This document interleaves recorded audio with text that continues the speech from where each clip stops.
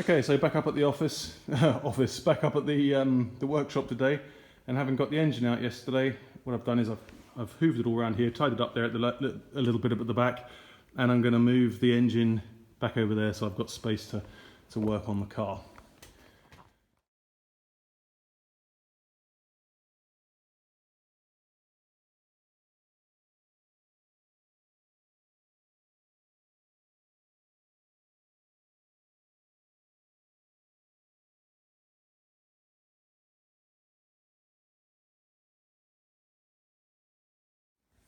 Okay, so that's a little bit sketchy going over this centerpiece of the lift, but it worked absolutely fine.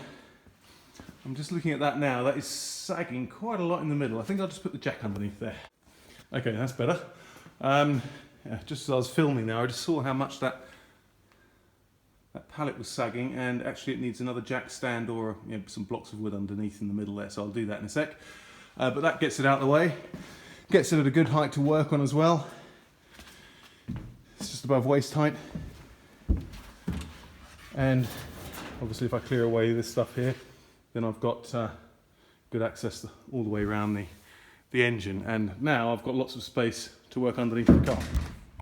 Okay, I've made space now to get underneath the car, so I can access literally the entire underside of the car. So what I want to do first of all is I want to remove this brake line, because what I'm going to try and do is I'm going to try and fabricate it myself with a friend of mine. So to do that, because it runs behind all of these fuel lines, the vacuum lines and the water lines, I'm going to remove all of those for two reasons. First is obviously to get the brake line off, and to obviously replace it, but the second is to get to all of the spots on the body behind those lines. Things like this, rust, bit of rust up there, if you can see that.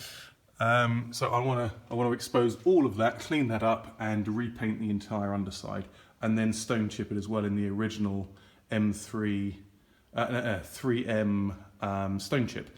And what I'll do is I think I'll probably do all of it rather than just the parts that Porsche did, because penny pinching, or whatever you want to call it, it's just done in the wheel arches and certain parts underneath. But the first thing is to get those water lines off and a couple of those other vacuum lines, fuel lines, to access that brake cable.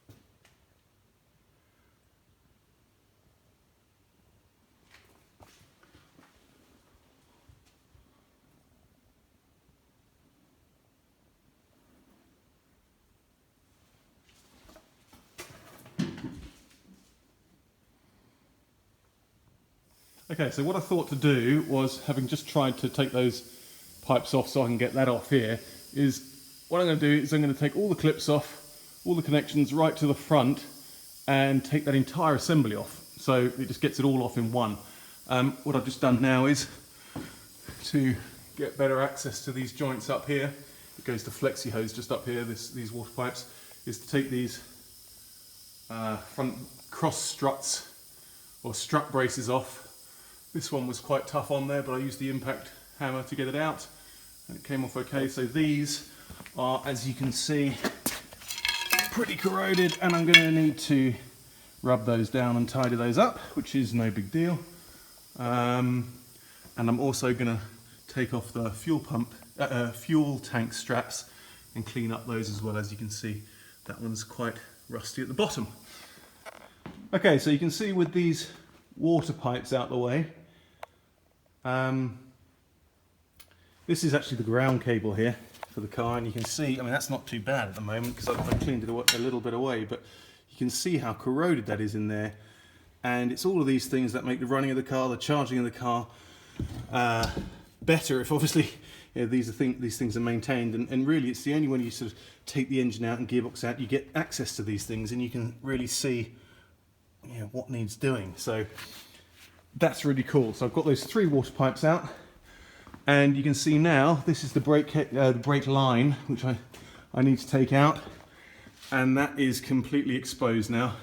The only thing I've got to do is twist it and turn it so it comes past these 2 air conditioning pipes here, which actually I can loose off up here as it is anyway, so I'll do that now. Okay, so that is that troublesome brake line finally out. So I don't know how professionals do it. I dare say they cut it and just pull it out in bits and then just thread their own one through. That's the only logical way to do it, or the only cost-effective way to do it, because if you're to buy the Porsche part, which I still might do, then you've got to do this amount of work to access it.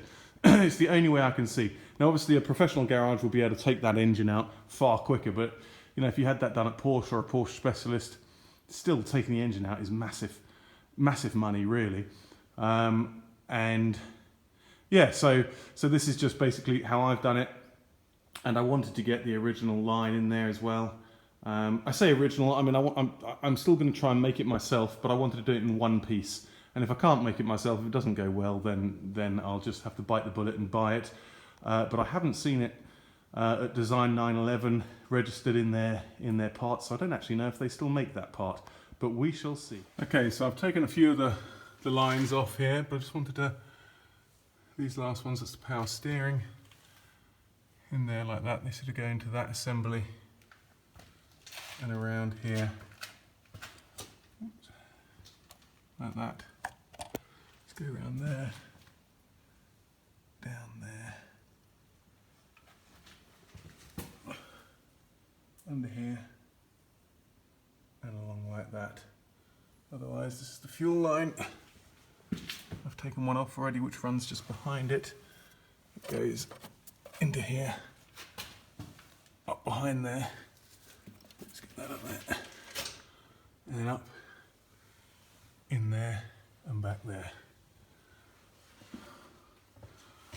Otherwise, this is a vacuum line, and they go in there and down there. Okay, so this is the path of the line Mark II, which is the power steering line.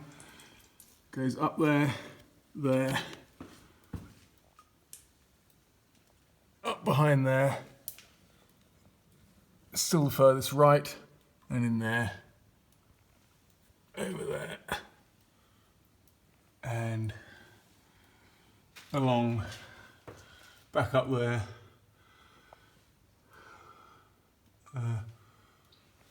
yeah, it goes behind there, it's getting a bit dark, and then goes to the right hand side there, that one. Okay, so this is the other power steering line marked with 3 and 3. It goes through the centre of that one right there, goes up under here, and obviously follows the other one into there.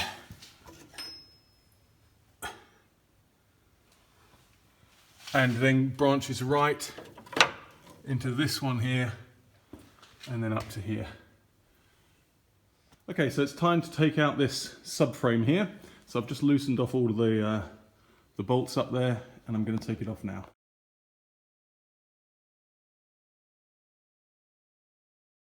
Okay, so that is now out, and that's brilliant because that has just exposed so much more of the body there. I'm going to probably take this shock assembly out as well, just so I can really get to all the nooks and crannies, make sure everything's clean and rust free. But that is pretty heavy. Obviously there's a lot going on there. I haven't got any scales up here, but pretty heavy, that thing.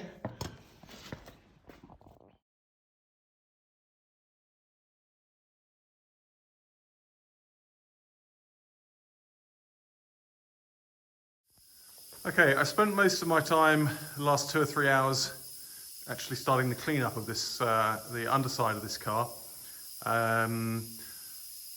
Apart from the fact I wanted to clean it anyway, it's really to expose rust patches or rust spots like that. It's not anything serious, but it still definitely needs to be dealt with.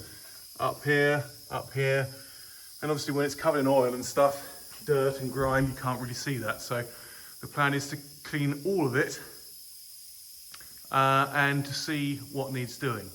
So that is the start that I've made, and it's a big difference. You know, there's a lot of grime on there. Basically what I did is I put, although the floor's looking a bit dirty, I put some paper down and used white spirit to clean off all the crap, and then went over it again with soapy water afterwards. I don't really want to leave the white spirit on the components. So yeah, that's the start I've made today anyway. Otherwise, I have been spraying these components which I've taken off. Basically what I've done is I've taken all the rust off with the wire wheel on the angle grinder. And then on a couple of them, like these 4 bits here, actually 5, I put some rust converter on there. But it's just so cold, the paint's not really sticking very well. Basically with these, I did a undercoat, I did a black top coat, and then I put some stone chip on. But you can see here, the paints have been a different temperature to the metal, and it's just started to split. So what I'm gonna have to do is I'm gonna have to rub those down when they're dry and just go over it again. But it's no big deal, it's just annoying. You know, you use double the amount of the material, i.e. paint, to do it. But that's what it's like when you're working in the winter without a heated garage. But otherwise, I did some cleaning on the garage. I hoovered all the walls, and it's amazing what difference it makes when you clean up all the cobwebs and all the dust.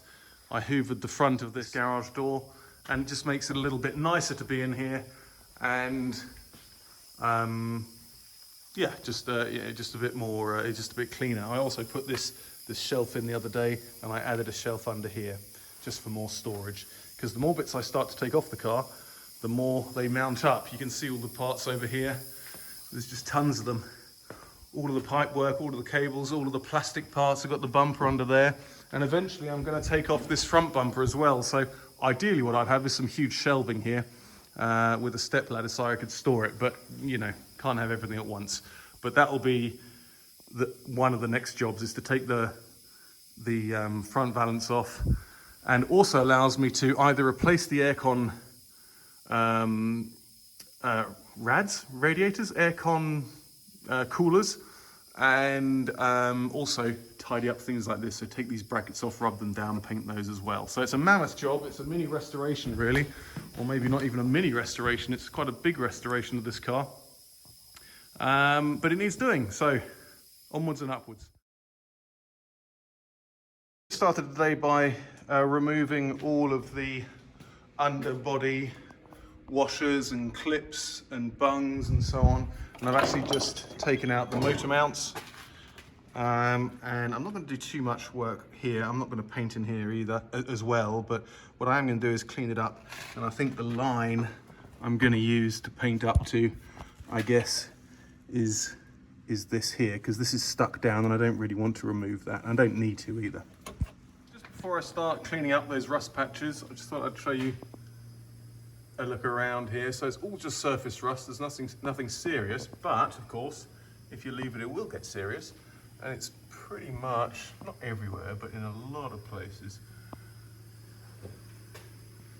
All down there, under there, there, places like this. Stops obviously up here. And I'm going to do the cut-off line just at the top of that arm there, that chassis arm. But yeah, so I'm going to get to cleaning up now.